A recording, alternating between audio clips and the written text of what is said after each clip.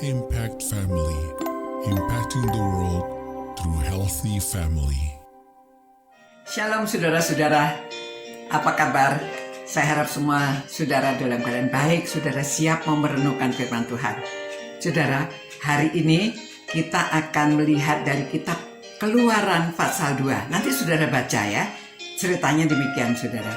Pada waktu itu orang-orang Ibrani dalam keadaan depresi karena Firaunnya ganti.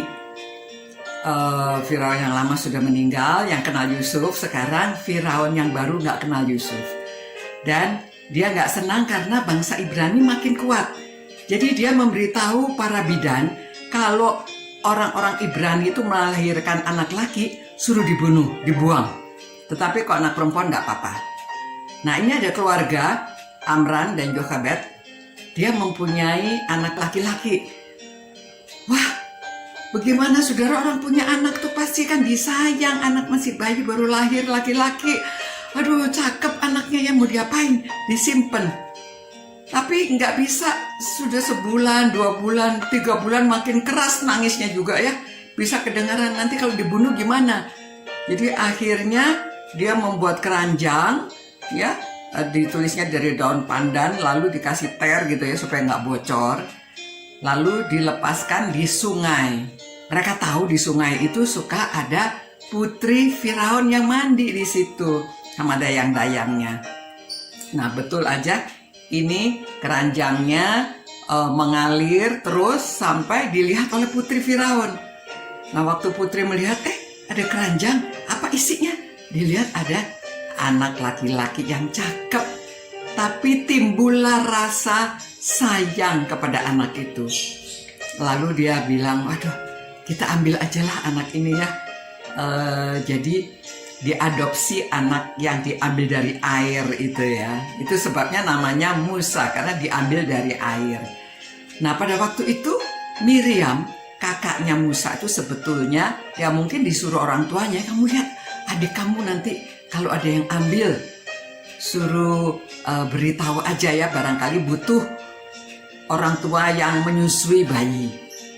Lalu Miriam ini memberitahu si putri itu, putri, kamu perlu nggak inang pengasuh, seorang ibu yang dapat menyusui bayi?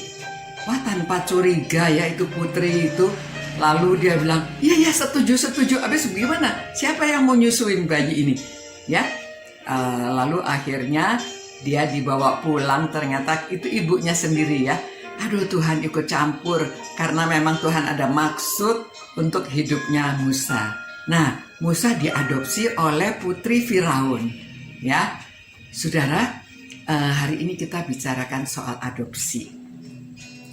Kalau ada orang keluarga itu pasti sampai anaknya diberikan itu karena kepepet ya.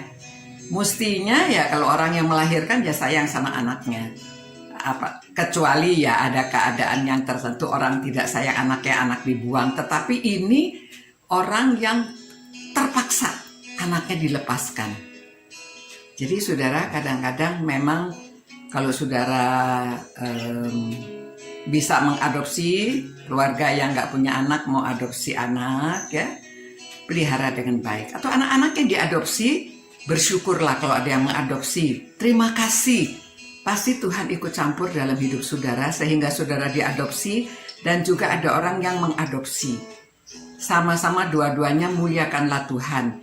Pelihara anak adopsi dengan baik, dan anak yang diadopsi bersyukur, jangan malah terus memberontak gitu ya. Itu cerita banyak yang begitu ya, diadopsi lalu dia mau cari orang tuanya, dia nggak senang bla bla bla.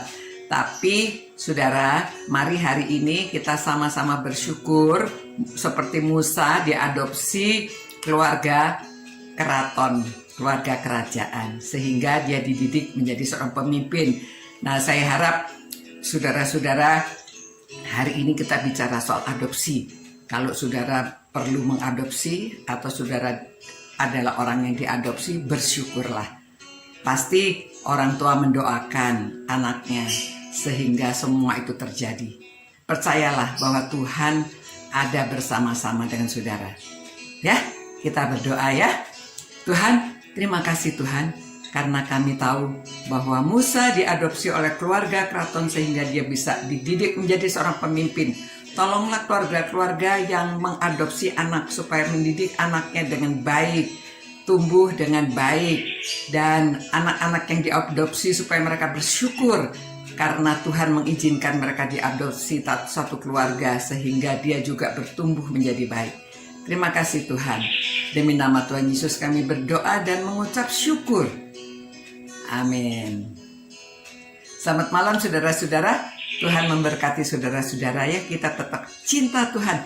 Cinta firman yang mengajarkan kita segala macam tentang kehidupan. Dan kita bersyukur atas semua yang sudah terjadi dalam hidup kita. Selamat malam. Selamat beristirahat. Ciao. Impact Family, impacting the world through healthy family.